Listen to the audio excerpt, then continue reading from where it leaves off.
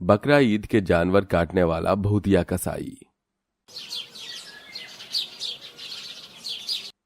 मीर जाफर नामक गांव में ईद उल अजहा मनाने का समय था। एक तरफ गांव में बकरा ईद मनाने की खुशी में सब लोग खुश थे, चारों तरफ उसकी रौनक लगी थी। लेकिन वहीं गांव के लोग किसी बात से परेशान भी थे, जिसके लिए बकरा ईद से एक दिन पहले गांव में पंचायत होती है, जहां सारे लोग गांव के शामिल होते हैं। आखिर ये बात क्या है, जानने के लिए कहानी में आगे बढ़ते हैं। पंचायत बाबा, अब तो आप ही कुछ कीजिए। कल गांव में बड़े जोर शोर से बकरा ईद मनाने की इच्छा है। सिर्फ मैं ही नहीं बल्कि हमारा पूरा गांव, सब अपना बकरा लेकर तैयार हैं। लेकिन हमारे गांव में कोई कसाई ही नहीं है। आखिर कब कसाई आएगा? अगर कसाई नहीं हुआ तो हम सब बकरा ईद की शुरुआत कैसे करेंगे? अरे तो फिर मैं तुम्हारी बात से सहमत हूँ। मैंने बहुत ढूंढने की कोशिश की, लेकिन मुझे कोई भी कसाई ना अपने गांव में मिला, ना ही दूसरे के गांव में। मुझे खुद समझ में नहीं आ रहा कि मैं बिना कसाई के ईद कैसे मनाऊंगा। और तुम लोगों की भी चिंता है। देखते हैं, हमने बात तो की है किसी से, शाम तक कोई आ जाए तो मैं तुम सबको आगाह कर दूंगा। या अल्लाह, अपना रहम बरसा ताकि हमें बकरा ईद मनाने का मौका मिल जाए और कसाई भी आ जाए। अगर शाम को भी हमें कोई कसाई नहीं मिला तो कल हम सबको अपना बकरा ईद मनाने से हाथ धो बैठना होगा। आप सब बेफिक्र रहिएगा, कल हम सब बकरा ईद जरूर मनाएंगे और बकरे को हलाल भी करेंगे और खुशी से त्योहार भी मनाएंगे। ये कहकर पंचायत बाबा चला जाता है और बाकी के गांव वाले भी अपने घर में चले जाते हैं। वहीं ये बात हवा में घूमता आवारा भूखा भूत सुन लेता है। अच्छा, इतने बड़े गांव में बकरा ईद मनाने के लिए कोई कसाई ही नहीं है। इससे अच्छा मौका और क्या हो सकता है। मैं ही लोगों के पास कसाई बनकर पहुंच जाता हूं। बदले में जो बकरा काटूंगा उससे अपना पेट भी भर लूंगा। भूख भी तो लगी है, इतने दिन से कोई ताजा मांस भी नहीं खाया। कल तो बहुत सारे लोग अपना बकरा कटवाएंगे, सबका थोड़ा थोड़ा खा लूंगा और पैसे भी कमा लूंगा। अरे हाँ, ये सही रहेगा, लेकिन उससे पहले मुझे इंसानी भेष में आना पड़ेगा। ये कहते ही वो भूत इंसानी भेष में आ जाता है। इंसानी भेष में आ गया और अब से मेरा नाम भूतिया बिलाल कसाई वाला। लेकिन अब लोगों तक बात कैसे पहुंचाऊं, क्योंकि यहां तो मैं किसी को जानता नहीं हूं। अरे हाँ, मिल गया आइडिया। कुछ ही देर में बिलाल भूतिया कसाई वाला स्पीकर लेकर गांव वालों के घर के बाहर से गुजरता है। सुनो सुनो सुनो, मैं हूँ बिलाल कसाई वाला। जिसे भी कल ईद पर अपने बकरे को हलाल करवाना है वो मेरे पास पहुंच जाना। जिसे भी मुझे बुक करना है वो कर लो। सुनो सुनो सुनो, कसाई वाला बिलाल आपकी खिदमत में पहुंच गया है। सुनो सुनो सुनो। स्पीकर से आवाज सुनकर गांव के लोगों के चेहरे पर खुशी आ जाती है। अच्छी बात है, अब कल हम सब मिलकर बकरा ईद बहुत धूमधाम से मनाएंगे। हाँ, और बहुत अच्छी अच्छी चीज भी बनाकर खाएंगे अम्मी जान। हाँ नूर बेटी। अगले दिन सभी लोग बकरे की खुशी में अपने अपने बकरे को बहुत अच्छे तरीके से सजाते हैं। तो कोई उसके गले में माला डाल देता है और एक तरफ जिन बच्चों को अपने बकरों से लगाव होता है वो उनसे दूर जाने के लिए तैयार ही नहीं होते, जैसे कि आरिश। ये मेरा बकरा है अम्मी जान, हम इसको नहीं छोड़ेंगे। आप इसे मत काटो ना, ये मेरे साथ हमेशा से रहा है। मेरा जब कोई दोस्त नहीं था तो यही मेरे साथ खेलता था और मुझे मैं करके बात भी करता था। अम्मी जान, इस बकरे को बलि का बकरा मत बनाइए अम्मी जान, इसे छोड़ दीजिए अम्मी जान। नहीं आरिश बेटा, हम उसूल के खिलाफ नहीं जा सकते। आज बकरा ईद है और अल्लाह के लिए हमें इस बकरे की कुर्बानी देनी होगी। हमें उनकी कुर्बानी को सराहना चाहिए। हमारे लिए एक अच्छा सा प्यारा सा और बकरा ले आएंगे। इसे अलविदा कर दो आरिश।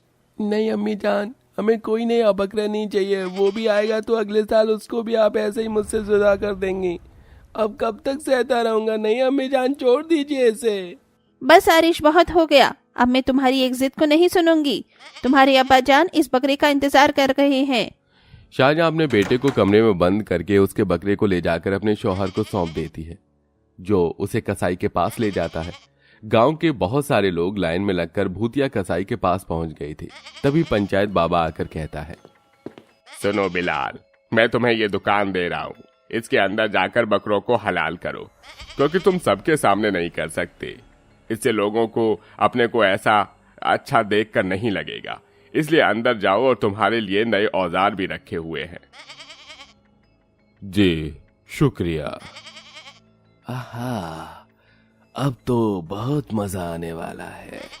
मैं तो अंदर छुपा कर खा सकता हूँ और लोगों को थोड़ा थोड़ा मटन देता भी जाऊंगा। फिर बिलाल भूतिया कसाई वाला बकरा काटने के लिए अंदर पहुंच जाता है और फिर अपने पहले बकरे को अंजाम देता है और असली रूप में आ जाता है। यहाँ पर तो सिर्फ मैं हूँ, जल्दी से आधा मटन गायब कर देता हूँ। अरे वाह, कितना ताजा है ये।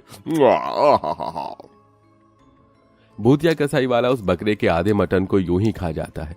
ऐसे ही वो बार बार करता है। लोग अपने मोटे बड़े बड़े बकरों को उस कसाई वाले को काटने के लिए देते हैं, जिन्हें वो बदले में बहुत कम कम दे रहा था। अरे मैं इतना बड़ा बकरा लेकर आया था और तुमने तो मुझे बहुत जरा सा मटन दिया है।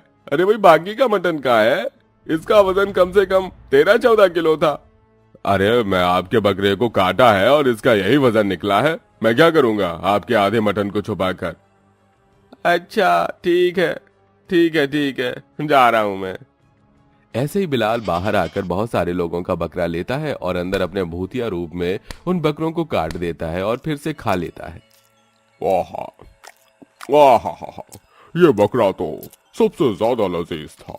लगता है इसलिए इन बकरा को बलि का बकरा कहा जाता है। बेचारों को यूं ही खा लिया जाता है।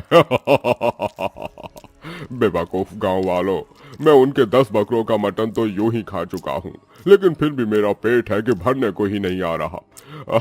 और लोग हैं, जल्दी से इनके बारे को भी आधा निकाल लेता हूँ। भूतिया कसाई फिर से अपनी इंसानी रूप में आ जाता है और लोगों के बकरे को काट कर आधा खुद खा जाता है।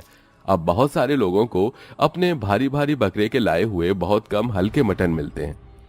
मैंने अपने बकरे को इतना खिलाया पिलाया था, इतना मोटा बकरा था, सोचा था मेरा पूरा परिवार आज बकरा ईद पर पेट भर के खाएगा, लेकिन इतना कम मटन मिला है। समझ नहीं आ रहा मुझे, अब बकरा ईद पर मेरा परिवार क्या खाएगा और क्या बांटेगा। क्या तुम्हें भी अपना बकरा हल्का लग रहा है? मुझे भी अपने बकरे का मटन कम लग रहा है। चलो अंदर उस कसाई पर नजर रखते हैं, देखे तो सही वो कर क्या रहा है। हामिद और जुनैद छुपकर खिड़की से बिलाल कसाई वाले पर नजर रखते हैं। वो जैसे ही अगला बकरा काटता है तो अपने भूतिया रूप में आकर आधा मटन साफ कर देता है और आधे को पन्नी में डालकर दूसरे के हाथ में सौंप देता है। ये भूतिया नजारा देख हामिद और जुनैद के पसीने छूट जाते हैं। अस्तगफिरुल्लाह, अंदर कसाई नहीं भूतिया कसाई है जो हमारे बकरे को खुद आधा निकल रहा है। हामिद, तुमने देखा था ना वो किस तरह से ताजा मांस के टुकड़े खा रहा था? अरे हाँ, ये देख मेरी रूह कांप उठी। इससे पहले वो भूतिया इंसान कई इंसानों को अपना खाना बनाए, उससे पहले हमें सूफी बाबा को यहाँ लाना होगा। अरे हाँ, अब तो वही हमें इस भूतिया कसाई वाले से बचा सकते हैं। दोनों जल्दी से सूफी बाबा के पास जाते हैं और उन्हें भूतिया कसाई वाले के बारे में इत्तला कर देते हैं। साथ ही पंचायत बाबा को भी।